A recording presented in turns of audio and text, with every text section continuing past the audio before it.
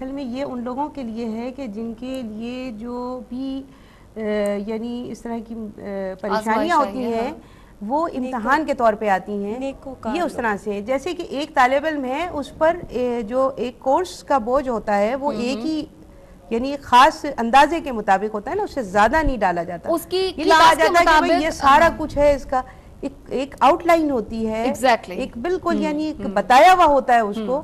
تو اس حساب سے یہ بات کہی جا رہی ہے. جہاں تک تعلق ہے اس کا کہ جو عذاب اور سزا ہے وہ اللہ کے غیظ اور غضب کی نشانی ہے, وہ تو بے انتہا بڑھ کر ہو سکتی ہے, اور وہ اس دنیا میں بھی ہوگی اور اس دنیا میں بھی ہوگی.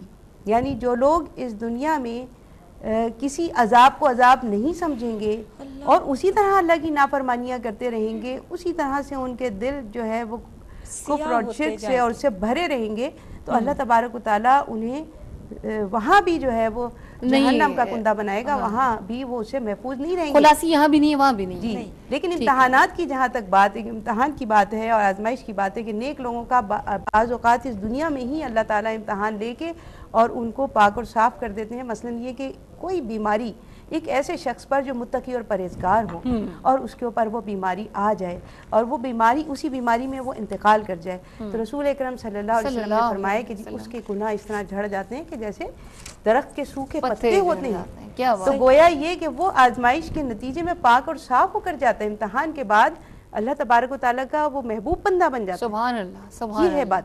ٹھیک ہے, اب ہم جو پہلے ہم انفرادی طور پر بات کر رہے تھے, جو قوموں پر اجتماعی طور پر آفات آتی ہیں, مصائب آتے ہیں, وہ کس تناظر میں ہے, وہ دین اسلام کے اس کے بارے میں کیا احکامات ہیں, جب اب ہم نسل قوم یہ تمام چیزیں دیکھیں اس وقت جس مشکل سے مشکل میں ہے.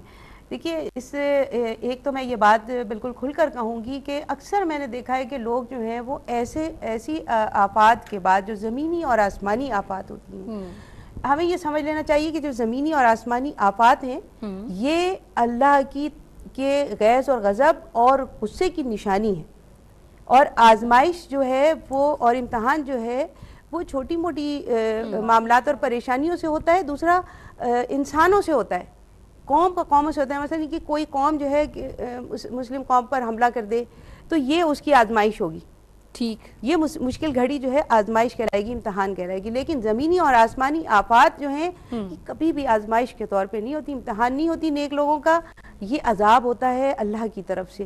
پچھلی قوموں کے تذکرے جو قرآن کریم میں آئے ہیں ان میں ان قوموں کو اللہ تبارک و تعالیٰ نے صفحہ ہستی سے مٹا دیا. قوم لوط ہوئی, قوم نوح ہوئی, حضرت نوح علیہ السلام کو تو آدم ثانی کہا جاتا ہے کہ ان کے بعد جو ہے وہ جو کشتی میں لوگ تھے اور جو جانور تھے اور وہ تھے, انہی سے دوبارہ سے دنیا آباد ہوئی ہے. اور اسی طرح سے دیکھیں حضرت شعیب علیہ السلام کی قوم جو کم ناپنے اور کم تولنے کے مرض میں مبتلا تھی, اور حضرت شعیب علیہ السلام ان کو کہتے تھے کہ ایسا نہیں کرو اور تم اللہ کے عذاب کو دعوت دے رہے ہو, اور وہ ہنستے تھے اور مذاق بناتے تھے ان کا.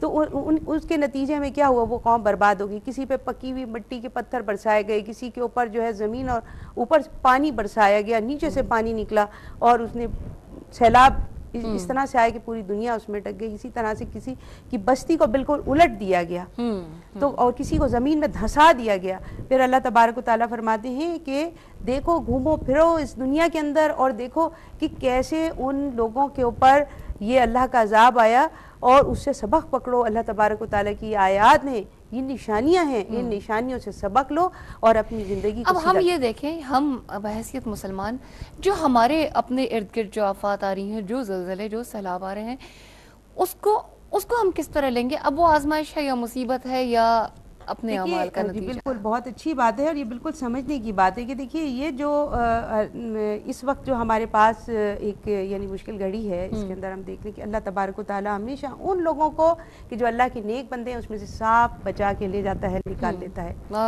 اب جن لوگوں کی زندگیاں بچی ہیں, میں یہ کہتی ہوں کہ زندگی ایک ہی مرتبہ ملتی ہے, اللہ کی بہت بڑی نعمت ہے. کوئی اگر ان لوگوں سے کہے کہ دیکھیے اب اپنا یہ ہاتھ ایک دے دیجئے ہمیں کاٹ کے, اور ہم آپ کو 10 لاکھ روپے دیں گے تو کوئی دے گا اپنا ہاتھ کاٹ کے؟ تو یہ ہاتھ پیر، یہ انگلیاں، یہ ہماری آنکھیں، یہ ہمارا پورا جسم، یہ سب جو ہے وہ ہمارے پاس کتنی بڑی نعمت ہے. جو لوگ یہ کہیں کہ ہمارے پاس کچھ بھی نہیں بچا، سب لٹ گیا، وہ سب چیزیں ان کو واپس مل جائیں گی. اللہ تعالیٰ دوبارہ ان کے قدم جما دے گا. اللہ تبارک تعالیٰ ان بستیوں کو دوبارہ آباد کر دے گا، کیونکہ اللہ تبارک و تعالیٰ کی طرف سے ہی ان بستیوں کو ختم کیا گیا ہے، اور ان بستیوں کو دوبارہ آباد کرنا بھی اسی کا کام ہے. لیکن اس کے اندر شرط یہ ہے کہ ہم اپنے اعمال کے اوپر نگاہ ڈالیں. میں یوں عرض کرنا چاہوں گی عظمیٰ کہ اگر ہم قرآن کریم کو واقعی ہدایت کی نیت سے پڑھیں تو آپ کو بالکل یہ محسوس ہوگا جیسے کوئی کہیں سیر کرنے جائے تو ہم اس کو خاص خاص جگہوں کی سیر کرواتے ہیں. فار ایگزامپل آپ انگلینڈ آتی ہیں تو میں آپ کو خاص خاص جگہ سیر کرواؤں گی، یہ دیکھیے یہ دیکھیے. قرآن کریم جب ہم پڑھتے ہیں تو ایسے لگتا ہے جیسے اللہ تبارک تعالیٰ ایک بچے کی انگلی پکڑ کے اسے آدم علیہ السلام سے لے کے آج تک پوری دنیا کی سیر کروا رہے ہیں کہ دیکھو تم سے پہلے کون کون تھا، کیا کیا کرتا تھا، اور اس کے ساتھ کیا کیا ہوا. آج تک وہ پورا آپ کو ایک جیسے ایک سیر کروائی جا رہی ہے. اتنا علم دیا جاتا ہے، اتنا کچھ دکھا دیا جاتا ہے. کہیں پہ زلزلے آتے ہیں، کہیں پہ بارش ہوتی ہے، کہیں پہ سیلاب آتے ہیں. یہی کچھ ہوا پہلے بھی. اسی چیز کو آپ کس تناظر میں دیکھتی ہیں؟ جو ہمارے موجودہ حالات ہیں یہ ہمارے اوپر آزمائش ہے، سختی ہے، اپنے میں سمجھتی ہوں یہ سختی ہے، یہ اللہ کو بھولنے کا. یہ جو بڑی بڑے عذاب آتے ہیں، جیسے چھوٹی بیماریاں ہو گئیں، کسی کو کچھ، ہم وہاں پہ شور کر دیتے ہیں مصیبت آ گئی. یہاں پہ اگر وقت ہو تو مختصر سی حدیث سناتی ہوں.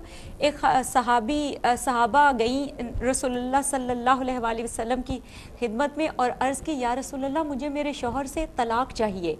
تو آپ نے فرمایا کیوں؟ کہنے لگی کہ میں ایک طویل عرصے سے اس کے ساتھ رہ رہی ہوں، آج تک وہ بیمار نہیں پڑا. بیماری بھی اللہ کی رحمت ہے کیونکہ اس میں اللہ یاد صحابیہ کو جو ہے وہ کیونکہ وہ یاد، شاید اس پہ اللہ کی رحمت نہیں ہے کہ وہ بیمار نہیں پڑ رہا.